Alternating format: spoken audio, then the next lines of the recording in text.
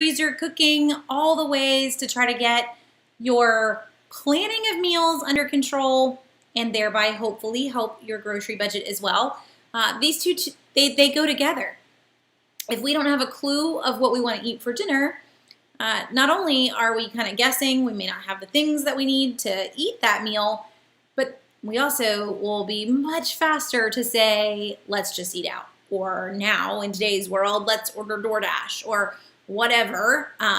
It's going to cost money to do that. So our goal is that we have a plan so that we aren't winging it and paying out the nose for a meal that you could have cooked at home yourself.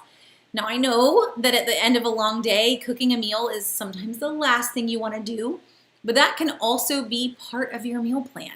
If you know, for example, for me, that I left the house this morning at 8:30 and I literally walked in the door 15 minutes ago, well, I'm obviously putting something on the schedule that even takes time to cook isn't going to work. Dinner today was sandwiches in the car on the way home or a keto wrap on the way home. And thankfully, I have some teenagers that totally made that happen. I didn't have to do it. But that's where having a meal plan, knowing Monday is going to be killer, we need to have a plan up front on how to handle that so that we're not grabbing fast food on the way home, because no plan means my kids have to eat. I've had no time to fix the meal. And so it's not just a fast food because I'm lazy. It's a fast food because that was the only option.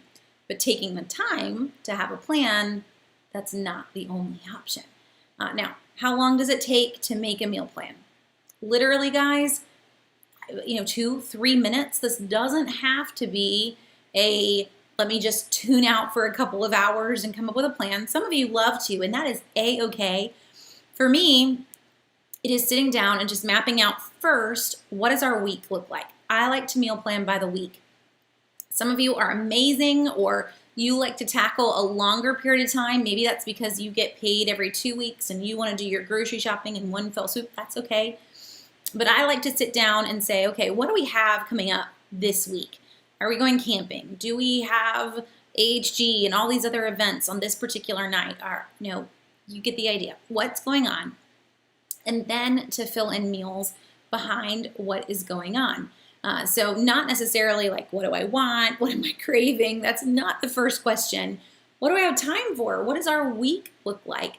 Before I even start to plug in meals for those items, you can't do that. So hopefully you're going to do that first. You gotta look at the week ahead. Now that school's back in, that is a whole different side of things. For some of us, it definitely changes your meals a lot when school is back in. So you change that up and you make it work for you.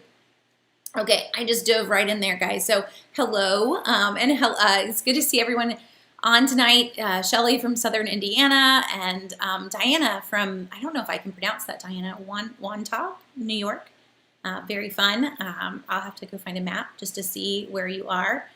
Have I heard of Southern foods? I have not, Wendy. I feel like it's my brain wants to put it in like the restaurant supply side, but I don't know what that is necessarily. I can go back and Google if I wanted to. We see what it is, try to figure it out for you, but feel free to tell me what it is. I'll gladly try to find out more for you if that's what you're asking too. Okay, I just started back last week on meal planning and only needed 2 things from the store. Doing it tomorrow, I need a few more things this week. So that's awesome though. That's the point of meal planning, is what do I have on hand so that I can go to the store. If you're gonna shop this way, get only the things that we have to have for those few meals that we've planned.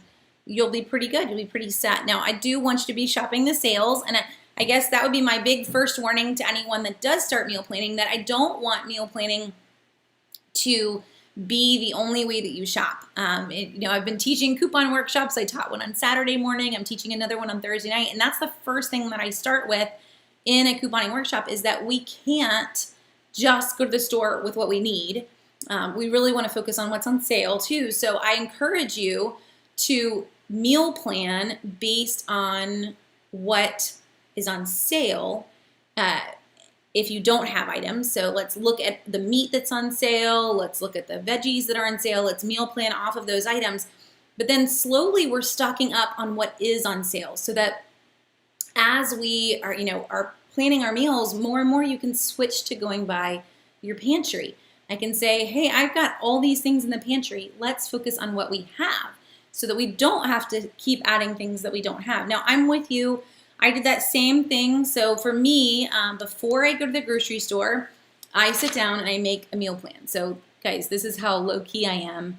Literally made it in a spiral notebook, while I was sitting in a homeschool co-op earlier this morning. So meal plan for the week. I already knew sandwiches were for today. I actually didn't know that my kids were going to make me a keto sandwich. So I had to come up with another plan for my husband and I. It was very sweet of them to make me a dinner as well.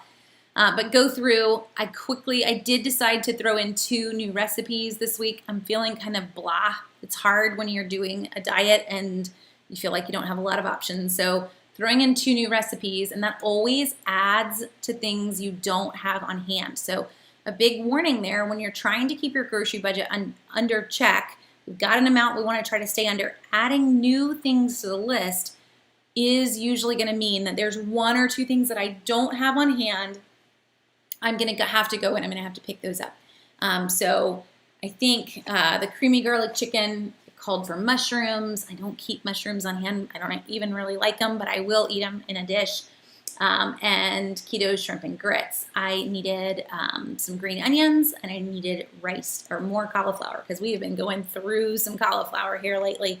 I know that's probably making my husband cringe in another room, but it'll be covered in sauce from keto shrimp and grits. So I had to grab a couple of things. I don't really like to go to the store outside of Wednesday, but because I didn't meal plan last week, I was a little slammed on time. I needed to come up with a plan this week and make sure that we had everything for it. So most of it is planning off of what is in the pantry, but me then throwing in 2 meals. I'm kind of doing the what you shouldn't do, but it's life. If we're going to add things in, those things, 99% of the time, you're not going to have every ingredient for a brand new recipe. So that said, I would recommend on a budget that you throw in 1 new recipe a week. You don't try to, off the top, boom, 2 new recipes. I, already have the shrimp. I already had the chicken. So we've got the basics for those. It was just the little tiny things that recipe may call for, but that's still going to add to your grocery budget that week. So just for you to kind of consider that. Let's see. So Wendy says, do you have any thoughts on Butcher Box, a good deal for organic meat? So honestly, Wendy, most of those boxed meat deals, when you start to price it out per pound, it's insane. It is not a pretty amount. It's not an amount that you are really going to want to pay per pound. If you're looking for organic meat, I'd honestly encourage you to go to a store that is their specialty. So that is the Whole Foods, the fresh markets, even Publix, but keep in mind, I've mentioned this recently, but Greenwise at Publix is not necessarily organic, so you do have to look for the Greenwise organic in Publix. Kroger doesn't do a ton of organic meats, so they are going to be out for you, Wendy, but Publix would, Whole Foods, Fresh Market. Those prices, even not on sale, will usually beat the Butcher Box prices. So I would encourage you to price it apples to apples. So Butcher Box is going to try to give you, or these box meat companies are going to try to give you this flat price for the whole box. And you need to sit down and say, whoa, okay, what's in the box? How much am I getting of each item? And if I went to the store and I bought those items, how much would it cost me? And make sure you really are doing a comparison. For me, it's an outrageous price. Now, that said, I don't purchase organic meat. I just purchase meat. It's on sale. I'm not really, I might not have like a full glimpse of what that organic price is because I would never pay it in any store. But I would recommend that you do that you sit down and you price match those and make sure that you do have the price that you really want to pay. I think what you're going to end up finding though, Wendy, is that it's going to be like that salmon at Publix. I mentioned it, but I'll show you what I mean by that salmon at Publix. Every week, Publix puts salmon on sale in their weekly ad. I don't ever add this to the Publix list on Southern Savers. It is salmon. It is like $5.99 a pound, or so you think when you look at it, but it's not really $5.99 a pound. It's $5.99 a piece. And so once you look at that and you realize that it is $5.99 a piece, and you start to figure out, wait, that piece was a 5-ounce piece, we're almost at a $20 price for per pound salmon. That's insane. So don't just assume that it is the deal that you think it is. Make sure that it is. Compare it against other things. So just so you kind of get that. I was going to pull up Publix's ad and pick on them, but they actually didn't advertise it this week. It's the regular price for the salmon, but they love to put it in their ad. This week they put in Greenwise salmon fillets at $10.99 a pound, which I guess compared to that other price is good, but it's a surprisingly low price. It's the same price as the Greenwise is all the time. Okay. Oh, that's awesome. Susan says, as an empty nester, she still meal plans, even for the two of them. I think, there's to not have a plan, no matter how many people you're feeding, always sets you up for a rough week. It sets you up for getting a lot of things at the grocery store you didn't need. It sets you up as well for possibly eating out a lot more than you would normally have. And I confess that when there aren't 5 kids running around here, I have a feeling I'm going to be pretty tempted to just say, I want to eat out a lot, because we can't right now. Obviously, to eat out with 7 people costs a lot of money. Can't just go and do that, every week, but it is still kind of fun. So trying to hold yourself back a little bit keeps you on budget, makes sure you're not overspending, and we should all do it. Okay. And Lily's sharing how she starts. So she starts with her proteins in the freezer and carbs and then produce. And I'm kind of the same way there, Lily. So as I sit down and I map out our meal, so where I started before I stopped to say hello to everyone, I sit down and I look at our week. What's ahead? What nights are busy? So what nights maybe need a crock pot meal? That would be super easy, or need sandwiches or something that we can eat on the go. That's the first thing, and kind of getting a feel for what nights those are. And then I look at my meat. I'm right there with Lily. I'm going to go with what I have in stock. If you don't have anything in stock, this is where you turn to your weekly ads and you say, okay, what meat is on sale near me? I'm going to pull up all the grocery ads if that's the case. Now, normally I would say you only need to go to one grocery store, but just see what I can get at the various stores for meat to get us set this week. So figure out your meat. And for us, we've got a lot of chicken in the freezer right now, and we've got a little bit of beef, and we're trying to add in a little bit more fish. So it's like, keto Mediterranean in a way, just not the pasta. So a little bit more fish. So that's where the shrimp came in for us. Shrimp is actually relatively kind of cheaper than some of the fish that we can get. And there are deals that we'll see on shrimp as well. So you can stock your freezer. I'm not saying that I'm getting fresh shrimp caught on the coast today. We're a couple hours inland, so that's not happening. But I am fine with frozen shrimp for shrimp and grits. So going with the meat that I already have on hand and then deciding how I want to cook it. Sometimes that is a Google. Sometimes it's give me a great crock pot chicken recipe, and then looking at the recipe to see, do I have those things that are on hand, whatever it might be. So this guy, when I realized this creamy garlic chicken, which was a keto meal, the only thing I didn't have for that whole recipe was mushrooms. I'm okay with that. I'll grab them. We probably could make the recipe without the mushrooms, but I don't want to be that person. I have a friend who used to run a recipe site. She actually sold it now, but Christy Jordan at Southern Plate. Some of you guys may have followed Christy Jordan for years. I don't know. But I remember meeting her and hanging out one time and her saying that the hardest part were folks that left bad reviews on her recipes, but then the whole review was, I subbed out this and I subbed out this and I subbed out. Like they didn't even make her recipe. That was her comment, and she was so frustrated by it. So I try, when I'm going to pull a new recipe, to actually make it the way that the person told you to make it. So I did get mushrooms for that recipe. Some of my children will even pick them out. But most of it being picked because I have it on hand. So going with the meat, then starting to plan the carbs. Here I am, we're not asking our children to go on keto. Whenever we go on keto, they don't need to diet. And so still making something for them. Usually rice is the easy one, or pasta as a side for them. The other night it was just kind of giving them all a slice of like just garlic toast to go along with something. You still have a carb, not trying to put kids in ketosis. Don't get scared here. We're okay. I know that is not a good idea. But normally carbs would be added in, and the veggies. So another part for me is our fresh veggies and working those into our meal plan. So we're part of a produce co-op, which means that every 2 weeks I get this gigantic basket of produce. Sometimes I don't know what's coming, and I need to sit down and figure out, what are we going to make with all of this?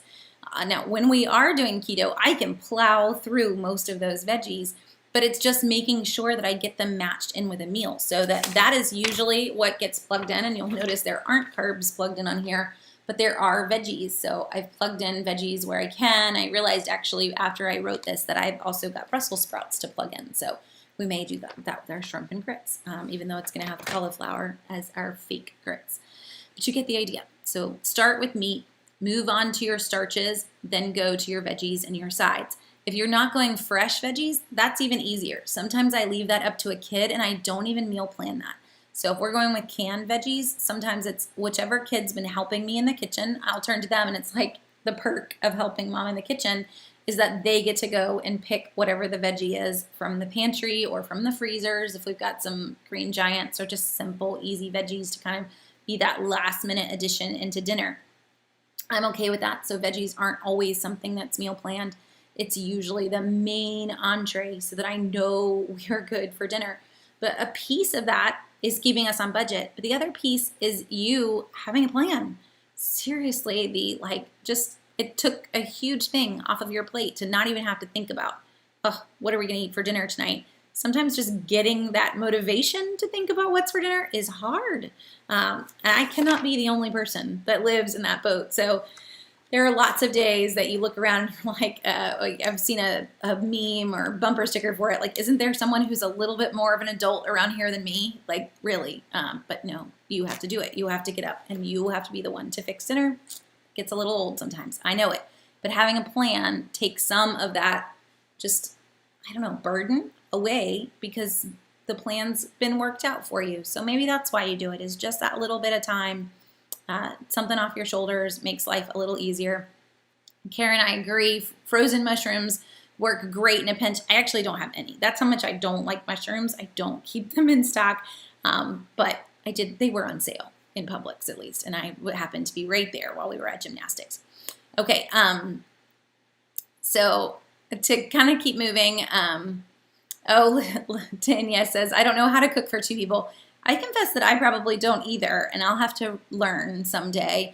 But if that is a problem for you and there are 2 of you, then look at it this way. As we talk about freezer cooking tonight too, if your issue is not cooking or cooking too much, so for me, I will have cooked for 7 people for so long. Reducing that down is really hard. My sweet mother-in-law cooked for 6 for ages, and she still overcooks a lot of times, but that extra becomes lunches for the next few days for my father-in-law as he's heading off. He's a vet in Georgia. Well, she doesn't have to worry about what he's going to eat for lunch. It's done because there were extras when she cooked dinner. So now it's almost intentional on her part, and it could be intentional on your part. Maybe you double up intentionally for lunches or as freezer meals so that you're set. You've got things put aside. It's a whole meal I don't have to think about now because I just doubled the recipe like I normally would have. But I went ahead and I put one of those completely in the freezer ready to go for another day. So you're set and done. And while you overcooked, because that's what you knew to do, you made it work for you rather than just having a bunch that you wasted and threw away later. So I am all about any time that I can, getting things in the freezer always makes me happy. Okay. So, and Tracy, I agree with you. Meat has gone up a crazy amount lately. So it's going to take some creativity, There are a few things you can do as you're meal planning. So one of those is to actually find meals that are, I love skillet meals, that are similar to a skillet meal, or even sheet pan meals. I've done a couple meal plans of those, by the way. So if you just Google Southern Savers skillet meals, Southern Savers sheet pan meals, Google will return the meal plan that you need. But what those are is they're meals that are not 100% relying on this entree. So I think so many times when we meal plan, we have this mentality that our plate's gonna end up looking like we went to a restaurant, and that there's gonna be a meat, and there's gonna be a starch, and there's gonna be a veggie. But those particular types of meals that have that set 4 to 6 ounce serving of meat, that costs a chunk of money. And it isn't really as much meat as all of us need. It's as much meat as we're used to on our plate. But if we throw that into a skillet meal, so for example, last night, my husband and I had beef and broccoli, keto beef and broccoli. But once you add in the broccoli, and we did that over cauliflower rice, doesn't this sound amazing? No, I actually think it tasted pretty great. It was what I wanted for dinner. My husband doesn't actually like beef and broccoli, but he made it just for me. But once you add all that in, the amount of beef that you're each eating is probably less than the 6 ounces for sure, maybe even less than the 4 ounces. So when we start to look at that, you're still getting beef on your plate, but you're adding in some fillers with it. You know, not saying we need to give up meat completely. You could definitely do 1 or 2 nights that had no meat involved in them whatsoever. But just considering that like filler items into it, it makes it where you don't even notice it because there was so much else on your plate mixed in with the meat. I was never looking at this like, wow, wife, you gave me this like sliver of meat. It doesn't appear that small when it has other things added into it. So with meat prices the way they are right now, skillet meals, sheet pan dinners, anything where that entree isn't just a hunk of meat, but is meat that's been spread out, is always cheaper. Another example here is London broil versus individual steaks. And so this was one that I actually learned from my mother-in-law when my husband and I started dating, and she didn't make steaks for the whole family. And this was new to me. Now, keep in mind, I'm an only child. But she would make this London broil, and then she would slice it really, really thin. It was amazing. My mother-in-law is an amazing chef. But at the same time, this hunk of London broil would serve her 6 plus me, and there would be leftovers. But had she given everybody a piece of steak, it never would have. So it's all about how you're serving the meat. You still have small little pieces, but you have a few of them. You don't feel like you skimping on your meat, but you technically were all serving smaller portion sizes of your meat, but still getting on your plate. And that's where we all need to be. If the budget isn't adding up and beef isn't in it, it definitely isn't for us right now. I hit the jackpot on clearance meat last week at Lowe's Foods. You can hit that wherever you have. But beyond that, it's working with what we can find that's on sale and a good price, and then stretching it into some other meals. Okay. Anthony, is there a website to find a co-op in different areas of the country? There's a few, and I confess I haven't checked to see who is keeping them up. But this one is one that I would recommend. First off, this is localharvest.org. And Local Harvest lets you put in where you are, so it is automatically deciding that I'm near Charlotte, North Carolina. I'm not, but we'll take it. I think that's where my internet's coming from tonight. You put in the name of your town, and it will return farmers markets, CSA farms that are near you, farms that will direct sell to you, not necessarily co-ops, but this is a start. The other thing you can do, reach out to your local agricultural extension office. So most counties in the Southeast have an agricultural extension office. In South Carolina, it's the Clemson Extension. In Georgia, it's going to be run through the University of Georgia, but you're still going to have a county agricultural agent, basically. Reach out to their office. They are there for us. And ask them, are there farmers markets? Are there co-ops? What do they know of in the area? And just putting out, a note on your own social media, folks that you know, asking around at work, whoever you're in contact with, hey, have you heard of something like this? It's also super easy to start your own produce co-op. You really just need 5 or 6 people, pool your money, and go to a local farmer's market, purchase in bulk. We're not purchasing the little basket of peaches. We're purchasing the box of peaches or the big basket, the half bushel basket of peaches, and divvying up that money and then spreading it all out amongst all of those people who chipped in. So it makes it work. Obviously, the more people you have, the more you can buy, but it's a great way, even if it's just a few, to get started getting some more fresh veggies, even if you're just putting them up for the winter. It's still a considerable way to save. Yes, and J.L. Murphy's chiming in on that same response, LaDania. So don't cook for 2, cook for 4, 6, 8, and freeze, which is exactly the way to do it. So to kind of go from here on meal planning, some other ways to get you just some ideas. With Southern Savers, I do give you a meal plan every week, guys. So, just to show you this, if you click at the very top and you go to Frugal Living, over here, menu plans is 3 down under Frugal Living, and you'll see a lot there. I give you one every week for Publix and Kroger, but then we also do some that are just other random, kind of based on a meat or based on a topic, and we do a month-long meal plan as well. So that's actually going up tomorrow. I have it already scheduled to go up around 11 o'clock tomorrow morning is the new September month-long meal plan. These are all free. So use these to get some ideas of what's for dinner for you. If you have a Kroger and a Publix, they're great.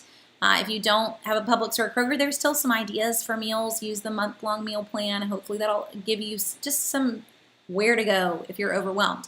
Now, if you're brand new, before you even go there, before you even go to new meals, I do want you to sit down and just brainstorm for a second, or really like brain dump is probably the way to put it. And I want you to make a list of the last 10, 15 things that you can remember cooking. If you haven't done it as recently, maybe if they aren't on that 10 or 15 anyway, adding in anything that you know that your family loves. Like, oh, maybe we haven't eaten that in a while, but this is a favorite. So the last 10 or 15 things you've cooked in your kitchen, plus any of those, oh, this is somebody's favorite meal, but we haven't had it in 3 or 4 weeks. When you're done with that, you are going to have probably 20 to 25 meals listed out. It's going to be quite a list. So we're only talking about 1 week at a time. You've literally made almost a month's worth of meals that way without having to repeat anything. So you'd be surprised how many things are really already in your lineup. You've just never sat down to think about it. So that's where I would encourage anyone who's brand new to get started. Now, I'm not saying I want you to meal plan out all of those 20 to 25 meals, but I want you to kind of step back before you feel like meal planning is going to be brand new to you and realize that mentally you're really already doing that, because mentally you are already keeping the supplies you need for those items on hand, or those are your go-to kind of constant recall type recipes. Then use those. So for your first few weeks, let's plug in 4 or 5 of those and maybe 1 new recipe so that you have this pretty simple and you don't have to do, this doesn't need to be a lot of work. Just keep it simple, and obviously, sticking with what you know, and then that 1 new recipe so that we're not throwing in a bunch of things we don't have on sale either, because that's just scary. But that's the way to get started, hopefully with no stress. Do you have to assign them a day? That's another question I get a lot from folks. I do, because again, I told you I start by deciding tonight's gonna be crazy. Going on down the list, knowing where we're going to be if we've got a lot of things going on the weekend, which we do this coming weekend. Guys, we also have football on Saturday. So I don't know what your Saturday menu is, but mine may not include keto on Saturday, because football and boiled peanuts, they just go really well together. It's kind of keto. I don't know. But I think boiled peanuts are going to happen on Saturday. And we have a lot in the freezer, so not having to buy them. But, looking at your week and deciding what would be fun. Tailgate would be fun on Saturday when college football comes back on. My husband's reminding me right now that my game is on Sunday night. I don't know. We can have the boiled peanuts for his game and leftovers for mine on Sunday.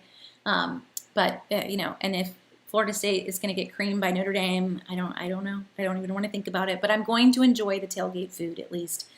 So think about those types of things as you're planning your meals so that you can have some fun things thrown in and you're ready for them. You found them on sale. I've had my peanuts for quite a while. But do you have to assign them to a day? That's where I really was. Sorry there. No, you don't. And for a while, when we first started meal planning, we didn't. because assigning them to a day stress me out. Because sometimes you come here and on Wednesday you're like, I don't really want shrimp and grits. I did on Monday when I put it on the meal plan, but by Wednesday maybe you don't. That's okay. Just move it. Switch it on down. Draw an arrow in a line and put it somewhere else. It's fine. It happens in every household. So don't take it personally. And if it's easier to not assign days as you first get started so you don't feel that stress of, I'm just moving things left and right, then don't. And just make sure you have the things you need for these meals and you're good to go. However you want to handle that. Okay. Yes, and Karen, you're right. Stir fry can always stretch meat without it looking like you've stretched your meat. And that's kind of what our beef and broccoli was last night. I love stir fry. We also will do a shrimp and sausage. We'll do this isn't keto, but red beans and rice, or a chicken and rice, which is I got a lot of different names depending on where you live for that. But chicken bog here in the South. Great ways to stretch your meat because you're throwing in rice and there's chicken and sausage in there, but there's a lot of rice in there. But you don't come away feeling like you were being skimpy with the meat either. So I love meals that will stretch our meat. Okay, and a huge batch of chili. Sharon, that's another great one with beans instead of meat, or just maybe a little bit of meat if you've got some folks that really want that meat in there. But that way you're kind of going to stretch it a tad bit more is an easy one. Another one would be like beef stroganoff and stretching your beef and beef stroganoff as well. Okay. To keep on, sorry, I'm just trying to make sure I don't miss anyone's questions. Okay. So, sorry, guys. I'm loving all of y'all's comments tonight. It's incredibly helpful to me and to others. So let's switch really quick to the freezer cooking side of things because it is along the lines of meal planning. And for a lot of us, it is how we meal plan. I have at least 3 meals sitting in my freezer ready to go. Now, a piece of that is remembering to pull them out on time. So they're out there. And if you think you want to use one of them at 5 o'clock at night, that doesn't really work. So even your freezer meals are going to need to get plugged in on your meal plan so that you remember to pull them out the night before or the morning of. You get the idea, but they're still magical to have on crazy, crazy days. So the easiest way to do this, hands down, is that you double cook on a night that you did cook. So I made one meal and I froze one meal. If this is spaghetti or baked spaghetti or it's some kind of casserole, the simplest way to do this is that you bake tonight's and you don't bake the freezer version. 9 times out of 10, if it's a casserole, you don't bake the freezer version. So if I'm going to make a pot pie for dinner tonight and I decide I'm going to make really 4 pot pies because our family's big enough that 1 pot pie isn't quite enough, 2 leaves us with some leftovers. So if I decide to make pot pie, I'm going to make 4 pot pies then. It's super simple. You're just making a big batch of filling, but I'm going to bake 2 of them tonight and I'm going to freeze 2 for later. And just keep them together in the freezer, since obviously I'm going to need them both to feed our whole crew. You get how that works, though. It's simple. You're already making the kitchen dirty for the meal that's tonight, so why not just double up and make that second meal? And there are so many things that you can do that with that you don't even realize. Just take it and freeze it. So easily casseroles can be done this way, but other meals can too, as basically like ingredient dumps. That's how my brain thinks of it. So if I was making a skillet meal, I could actually, as I threw things into the skillet, I can throw things into a Ziploc bag or a freezer Ziploc bag or a freezer container. So I'm not cooking these items. I've prepared them. I've chopped them all. I have them all set to go. I put some over here in the skillet, but I put some over here in this bag. And we're done. It's that simple. There are some pieces that I wouldn't recommend. You can do a baked spaghetti. You can do any kind of pasta in a casserole and it's going to be fine in the freezer. But if you're wanting that pasta to come out and be like, kind of have that good al dente pasta sense on its own, I would actually recommend that you don't throw that in your bag with your ingredients. So if I was going to do a skillet pasta meal, I would just cook the pasta the night of, but I'd have everything else ready to go. So the chicken already cooked. If we were going to do chicken and sausage and then veggies, It's all just going to get thrown in the bag. The sauce can get thrown in the bag with it and freeze it. You're done. Meanwhile, you did the whole thing over here in the skillet. We just divided as we cut into two. One in the pot, one in the bag. And you're done. So you can really do this with a lot of the meals that you are actively cooking, that you're actively making a freezer meal at the same time. You're already there. You're already chopping the broccoli or whatever it is that you're putting into that skillet. Now keep in mind that bag or that container, most of our freezer meals, they really do not want to be in the freezer longer than a month. So we can vacuum seal things and we can keep things in our freezer for a really long time. But that freezer meal is not going to be a really long time kind of creature. So don't stick things in the freezer and forget about them. What I would actually recommend is on your freezer, maybe you haven't tried this yet, but your freezer is dry erasable. So get a dry erase marker and make your own list right on the freezer. Maybe not if it's your inside kitchen freezer, it might look a little strange. Keep a list somewhere of what freezer meals you have. Cross them off, wipe them off when you take them out. But I've got a list of what freezer meals are in there. You could even put the date of when they went in, so you know how long I have to use them. Because this is something where sometimes we lose things in the back of our fridge. You know what's in there. You know how old it is if you want the date there, so that you don't forget to use it. This is one for us where sometimes I won't know that my husband put something in there because I very thankfully have a husband who likes to cook. Or he won't know that I've put something in there. So this way you can have a running list for everybody if you need to. And Jennifer says she hasn't had an issue. The freezer meals I make last up to 3 months. So they can. It's just one of those that the longer that a casserole is in the freezer, you're really running the possibility that it's not going to taste the same way that it was supposed to.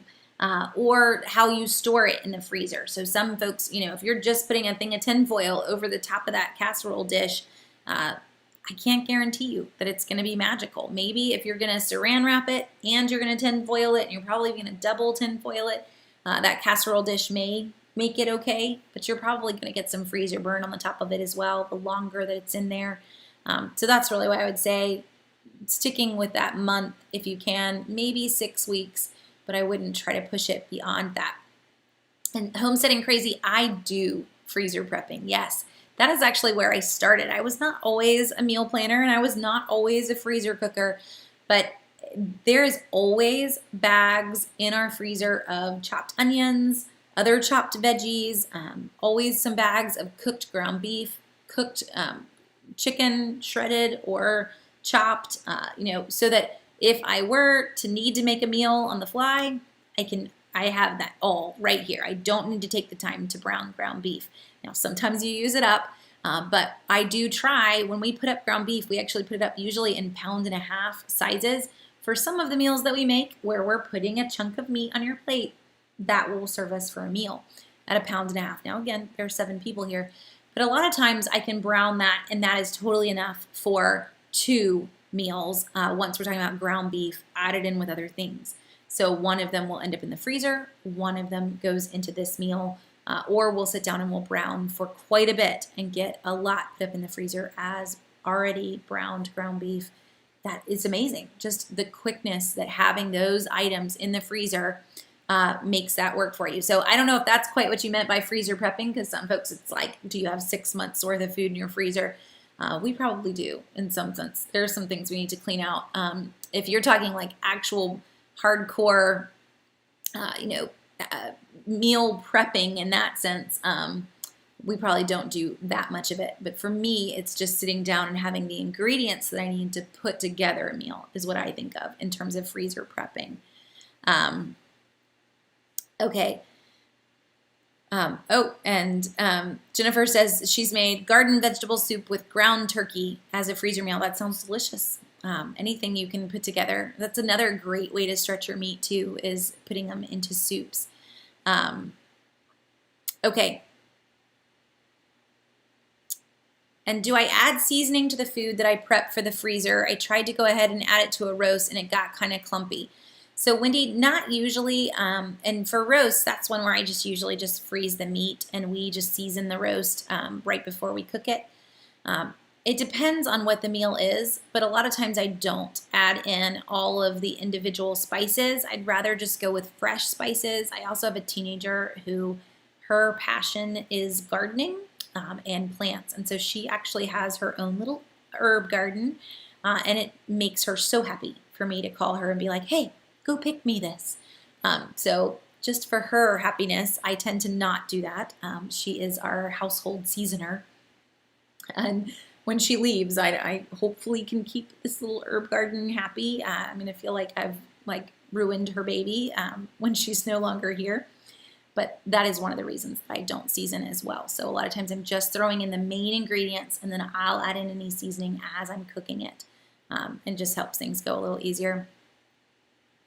And a pound of ground, a pound of ground beef is about, he's saying 1.5 cups. A pound is 16 ounces. A cup is 8 ounces in size. So you're in theory going to have 2, but you're going to lose some with the fat on that ground beef. So his 1.5 cups is probably accurate on the answer that my husband gave you. But just so you kind of see where that's going to go, 8 ounces is a cup. 16 ounces is your pound, which is 2 cups. So hopefully that helps. But yes, you're going to lose some of your ground beef. That is why a lot of folks do feel like they're getting a better deal when they buy lean ground beef, because they're not paying for fat that's going to get cooked off.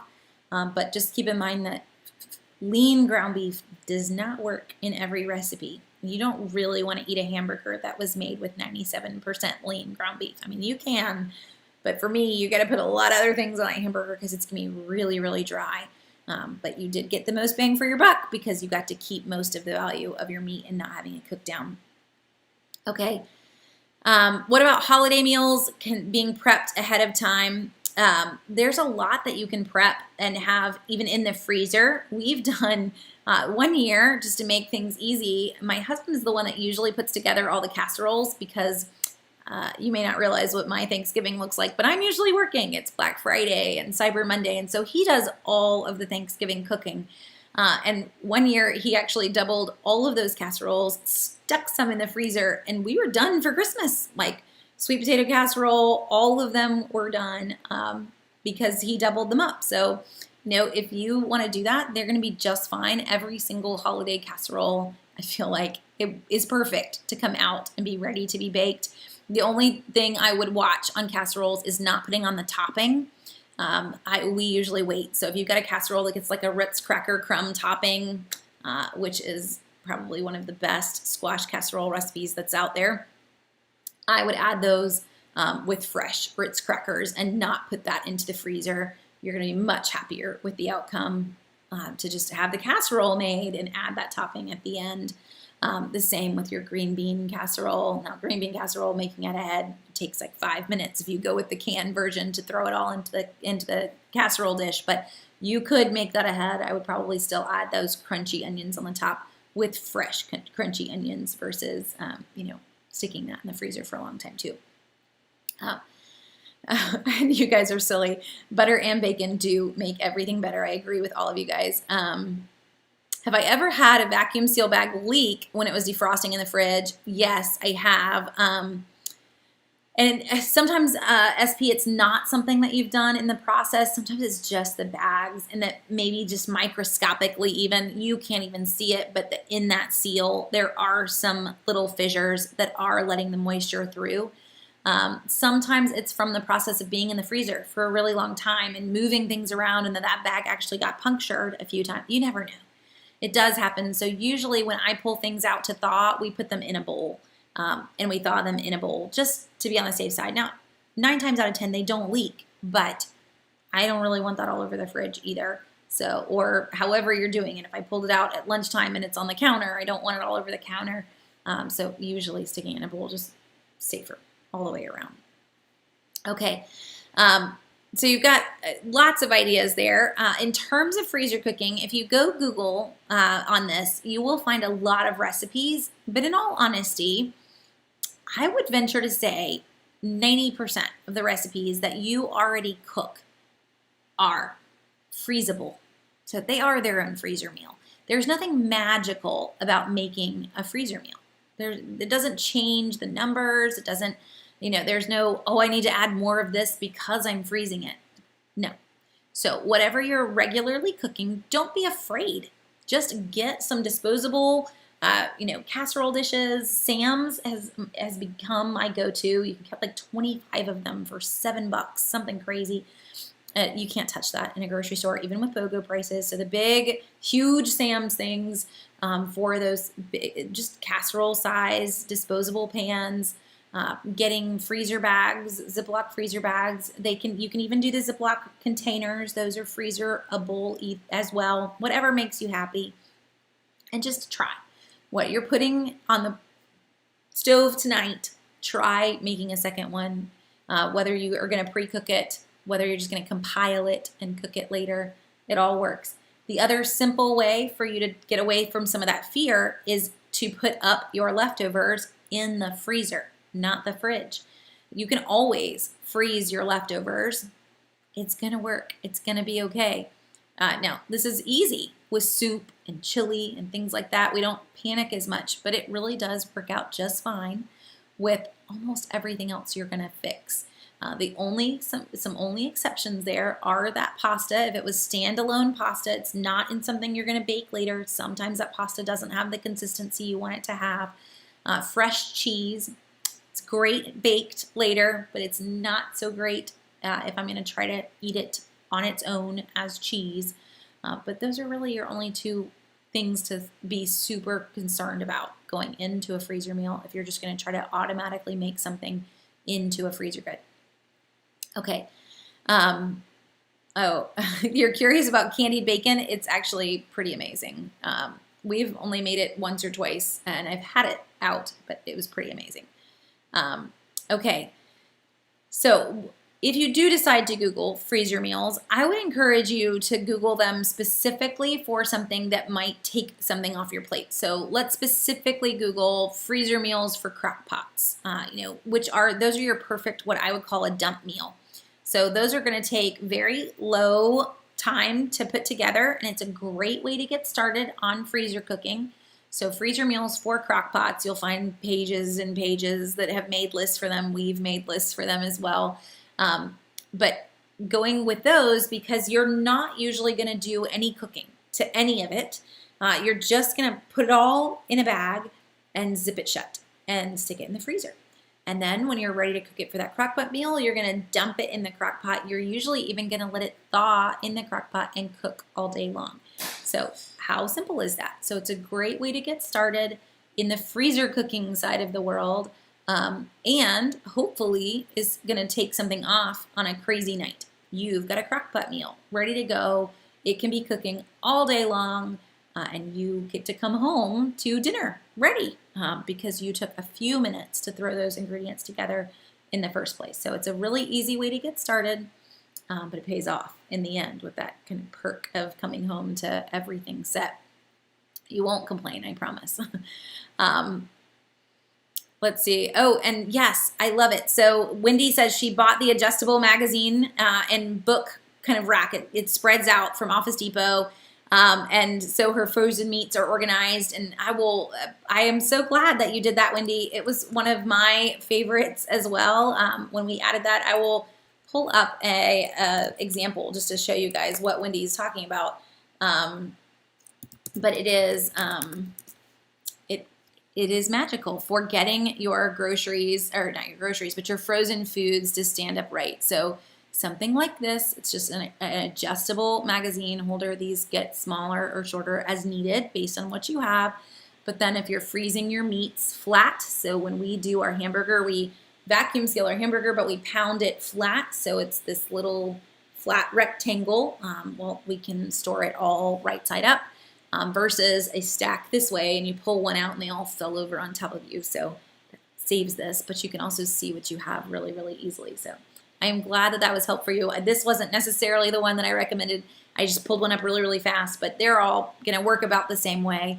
You're just going to stick them in the freezer, kind of a random place to put it, but it is a really great, easy way to get that organized and be able to see what you have. Okay.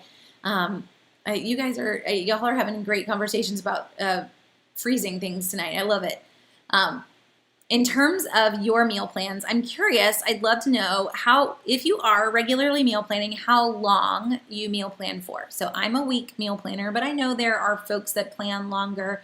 And for my folks that plan for a month, I have a question for you. So when you plan for a month, do you have a way that you make changes? Do you find that you don't make changes? Do you tend to stick with your month-long meal plan pretty much as is? I'm very curious to know that.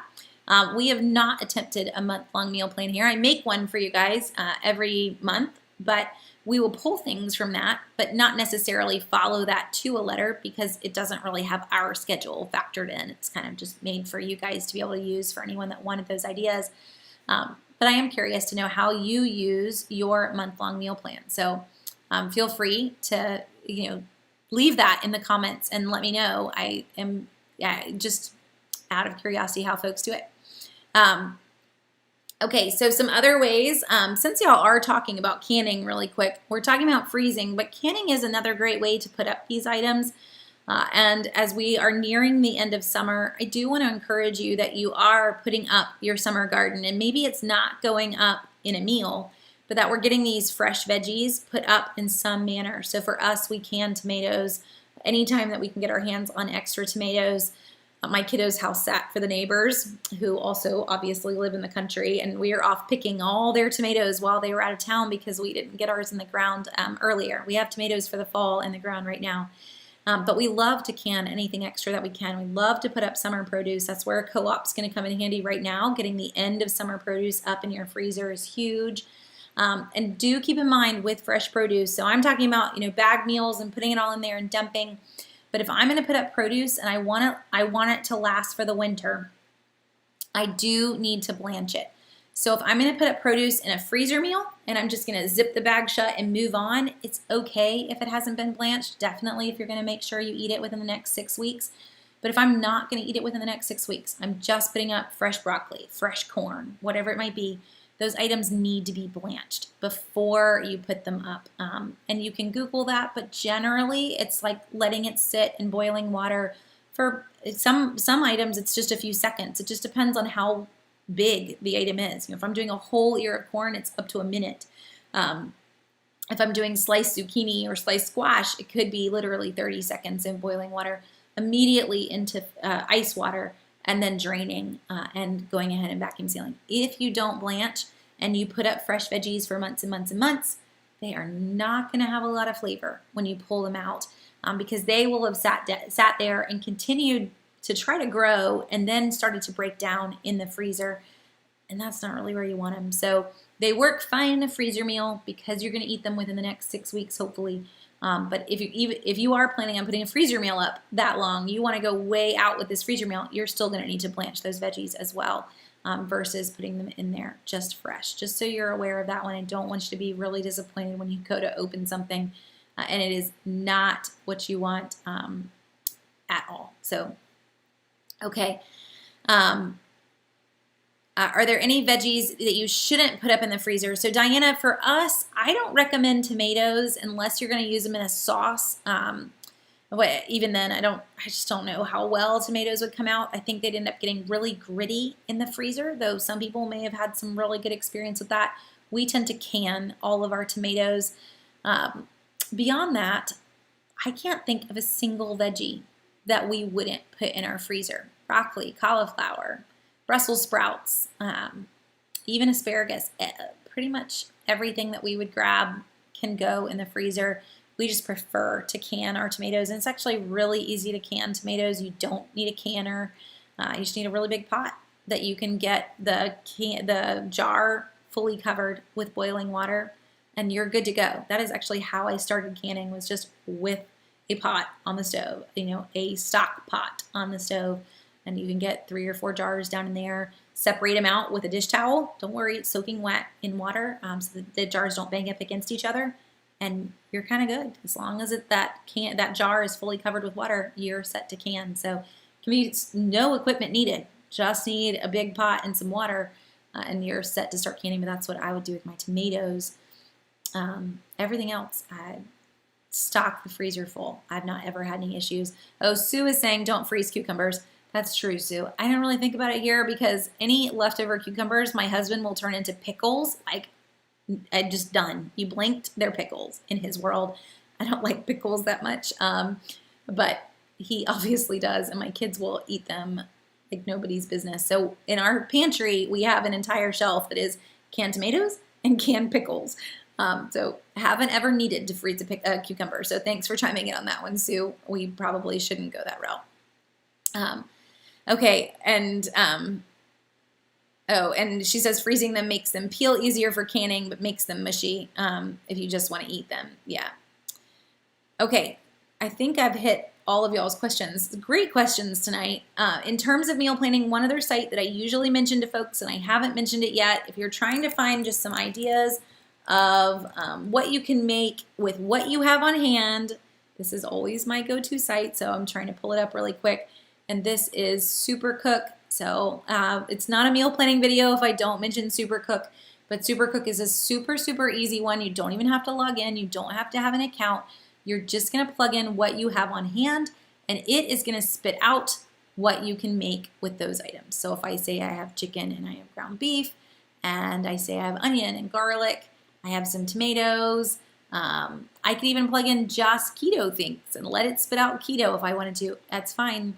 I got butter, I've got milk, and it's going to sit there and use what you've plugged in to give you recipes that will go along with what you have told it you have. So it's giving me a lot of veggies right now, but you get the idea. It's a great way if we really are trying to eat super tight budget. I don't want to have to go to the store for things. What can I make? We're right here. It's the end of the month. What can you make to stretch it until you get paid again? This is a great site for that. So supercook.com, just playing off of the ingredients that you tell it and let it spit out those recipes. Most of them you'll just click right on and it'll take you to wherever it is on this particular website. And you're good to go. But it's a great way to use what you have on hand. Okay, guys, let me see. I made a list to make sure I didn't miss things for y'all. Oh, yeah. Here's one whole topic I didn't hit on. So when I am planning out our meal plan, one of the things that I will do to save myself time, and we talked about freezer prepping a little bit, but one of the ways that you can do this is actually for this week to say, you know what, I'm going to ground beef on Monday, or not ground beef, I'm going to brown ground beef on Monday. If I were to double cook that, is there something else that we could eat with ground beef later in the week? So that you think about your meats and you think about the prep that you're doing for those meats. So maybe if I'm going to do chicken one night, I can double cook my chicken, just basic double cook my chicken so that I'm good for a second chicken recipe later in the week, not having to cook chicken that night, just using the pre-cooked chicken that was already there. Or that's just one way of doing this. Another big way, anytime we have ham, so I always grab some extras at Thanksgiving, Easter, and Christmas. So if we're grabbing a ham out of the freezer, we're always going to be left with a ham hock. So 99% of the time, if we have ham on Sunday for lunch, Monday it's going to be ham and bean soup because it's using up the rest of that ham, the ham hock, into another meal, but having that planned so that you're ready. You have the ingredients to turn that into another meal. If we're going to have turkey, then we're going to end up always having turkey noodle soup. So that is what is followed by every Thanksgiving or Christmas if we have a turkey, is turkey noodle soup, turning that into another meal. You can do the same thing with any rotisserie chickens. Even if you grab a rotisserie chicken in the grocery store, you cut off the meat, you make one meal with the meat, but you can still basically boil the bones, turn it into your own bone broth, filter out all the stuff that is bone, but keep whatever little bits of meat are there and make your own soup. You've got some of the meat that's left, but you have all that protein in the bone broth. So I don't even know if I said that right. Bone broth, which is great all by itself. It would be an amazing, delicious vegetable soup, even if there was not a lot of meat left on that rotisserie chicken little carcass that's left. But it's a great way to use that and turn that rotisserie chicken into 2 meals. And yes, you cheated because you bought the grocery store rotisserie chicken, which isn't really the cheapest way to go, but sometimes we just need that in our week. but you stretched it and did 2 whole meals for your family by having a plan in the beginning. So always do that. It's hands down, it's going to save you a lot of money to go that route. I wish I could find it, but a woman that went to the church that my husband grew up in actually wrote her own cookbook of a week's worth of meals to make from a rotisserie chicken and a week's worth of meals to make from 1 turkey. Now, this was back in the 70s, I would say for her, maybe even late 60s, and she was trying to live on a really, really tight budget. So there may not have been a lot of meat left in those, but she did stretch those meals. So, just so that we all get an idea of how much we could stretch those items. It might be a little bit further than we normally are willing to stretch them, but you can. My husband's correcting me. He's saying maybe the early 80s. It's like, she's not that old. I just remember it was a bit ago. Yeah, we could even all go to the library and Google, maybe even Hoopla has it. I haven't checked, but there's a great book called the Tightwad Gazette back in that era. Get that, read it. You'll be amazed at some of the tips that are in that Tightwad Gazette, but it was from a time period where you really were trying to scrimp and save. Hopefully we're not going to get quite back to that point, but with meat at the prices that it is, those could be some great tips to stretch your meals as well. And it's kind of fun reading. I remember one tip specifically was getting all your neighbors to get together and mail their electricity bills and water bills together so that you only used 1 stamp. Nowadays, we would just pay those online, but in the 80s, it saved you a stamp. But there are some other fun tips in there too, so that's what that was, the Tightwad Gazette. If you ever just want some easy reading, I have no doubt your library has it, but you may even find it as a digital copy at this point. It's so old. Okay. Oh, and Wendy's chiming in with Taco Tuesday. And Wendy, that's a great reminder for me is if you are trying to meal plan and you're getting kind of stuck, to give yourself some theme nights does always take some pressure off. If you know, hey, we're always going to have Mexican of some sorts. Doesn't always have to be tacos, but we're going to have tacos. We're going to have enchiladas. We're going to have something in that realm every Tuesday. For us, it's always Chinese on Sunday night. It's just something my husband and I do after the kids are in bed. So you have these things. They're not always the same meal, but I know that that night is always the same theme, and that helps to give you some ideas and to take away some of the, I have no clue what to make, because we're already in a category, and then we can pick something that fits that category because we're used to it. Okay, so hopefully that this has given you some ideas to get started tonight, some ways to try to start a meal plan. This will significantly cut your grocery budget. So if you're not meal planning, consider this like the little push to get you started, because just having a plan for what you come home with the grocery store with means that I'm not going to just buy anything that strikes my fancy while I'm walking down the grocery store aisle that I may or may not end up using. How many things do you have in your pantry that you brought home and now they've been there for a very long time? So we don't want to be in that boat. This way, I still want you shopping the sales, but this way you're bringing home what you know is going to end up in a meal because you have that plan. If I'm going out and I am getting something random, it's because it's called for in a meal that I am making this week, and it's not going to end up going bad or end up getting pushed further and further into the back corner of your pantry. So hopefully that's going to help a little bit. Okay, guys. I will be back tomorrow with all of the drugstore deals, and I am moving it back to 2 o'clock. I had to make that decision this week as to whether we were going to go to 11 or move back to 2.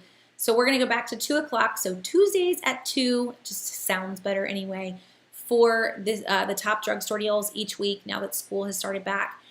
So I will catch you guys at 2 o'clock tomorrow afternoon for those, or if you can't catch me live, catch it after the fact. For all of the top deals, we have all the new month-long deals in Walgreens. I've already gotten them typed up and added to the list, so you can go ahead and get a preview of them now if you wanted.